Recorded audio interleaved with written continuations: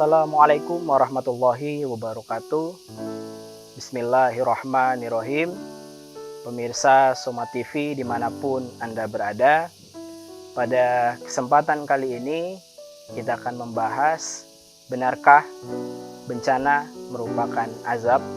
Kita seringkali menganggap bahwa bencana semata-mata sebagai azab atau hukuman dari Allah Subhanahu wa Ta'ala terhadap manusia.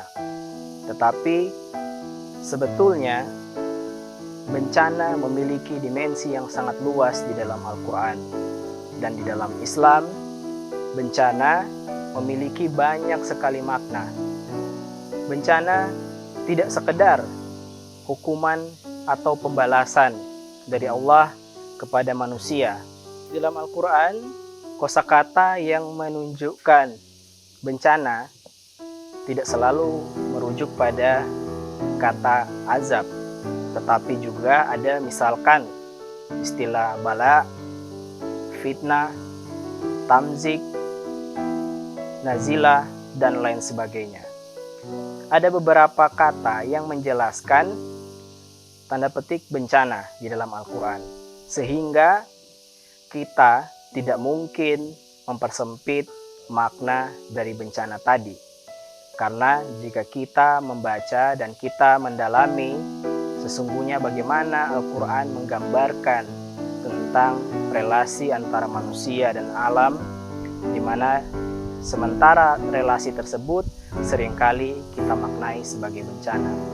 Pemirsa Soma TV, oleh karena itulah dalam merespon bencana atau yang kita tafsirkan sebagai bencana, kita diajarkan untuk berkata inna lillahi wa inna ilaihi roji'un. Sesungguhnya segala sesuatu itu bersumber dari Allah dan segala sesuatu itu pun akan kembali padanya. Artinya bahwa suatu peristiwa, suatu keadaan atau suatu kondisi tertentu yang kita tafsirkan sebagai bencana, kita tidak pernah memiliki makna mutlaknya. Seringkali bencana tersebut muncul justru untuk menghindarkan kita dari suatu bencana yang lebih besar, atau bencana tersebut muncul sebagai bentuk peringatan atas segala sesuatu yang sudah keliru kita lakukan, atau juga bencana tersebut muncul untuk memperkuat tali silaturahmi di antara sesama manusia. Jadi bencana memiliki makna yang sangat luas. Dan di dalam Al-Quran, misalkan di surat Al-Baqarah disebutkan bahwa Allah menguji manusia dalam bentuk kelaparan, dalam bentuk kekurangan harta, di dalam bentuk tentang anak-anaknya dan lain sebagainya. Sesungguhnya semuanya adalah ditujukan bagi orang-orang yang berpikir.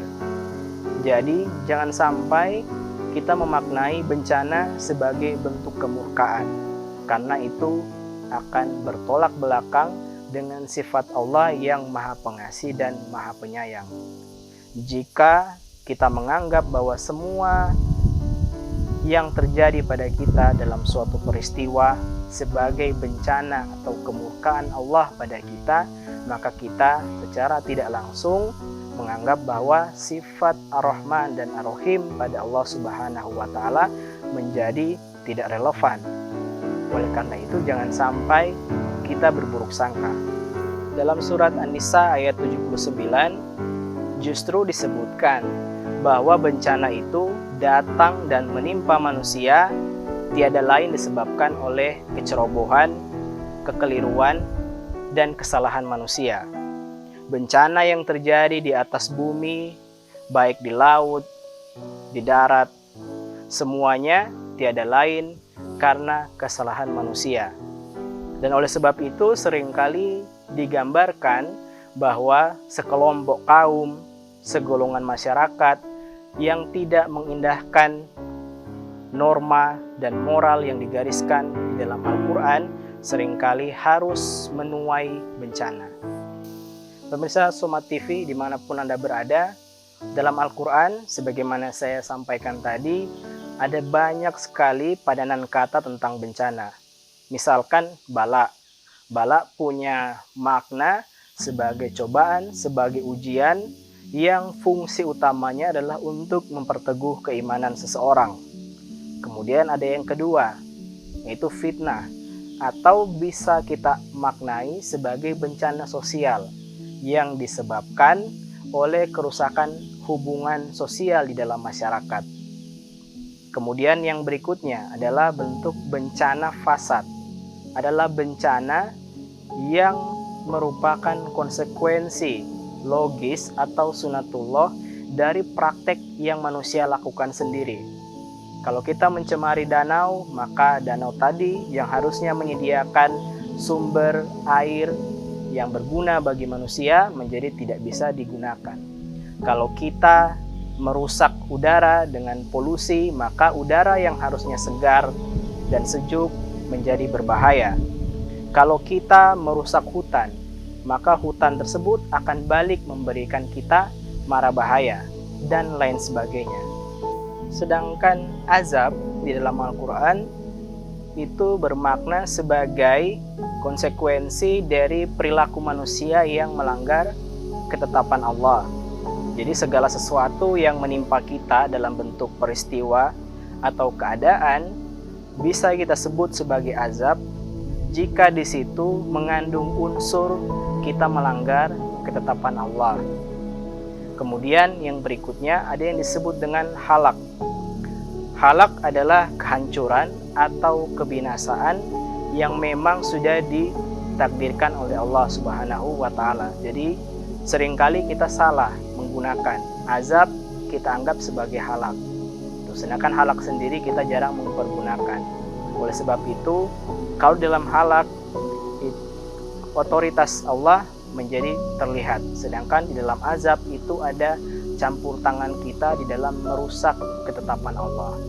Kemudian ada kata tadmir yang merujuk pada kerusakan maha destruktif yang disebabkan oleh manusia. Jadi di dalam hal ini Allah telah menetapkan serangkaian ketetapan yang jika dilanggar maka manusia akan mengambil hasilnya. Jadi di dalam proses bencana yang tadmir tadi, maka manusia memanen apa yang sudah dia lakukan.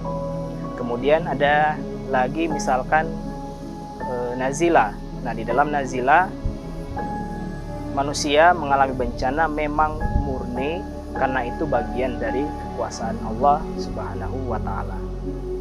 Pemirsa Soma TV dimanapun Anda berada, dengan demikian kita sudah melihat bahwa bencana tidak bisa kita tafsirkan secara sempit semata-mata sebagai bentuk hukuman Allah kepada manusia. Tetapi bahwa bencana juga yang pertama bisa bersumber dari perbuatan manusia. Kemudian berikutnya bahwa bencana bisa merupakan bentuk respon dari alam terhadap apa yang dilakukan oleh manusia. Kemudian yang terakhir, bahwa bencana memang merupakan hak prerogatif Allah Subhanahu wa Ta'ala. Oleh karena itulah, mari kita memaknai bencana tidak semata-mata sebagai bentuk hukuman, tetapi juga sebagai bentuk teguran dan juga peringatan supaya kita semakin meningkatkan keimanan dan ketakwaan kita. Demikian, semoga bermanfaat. Nun wal qalami wa ma yasturun. Assalamualaikum warahmatullahi wabarakatuh.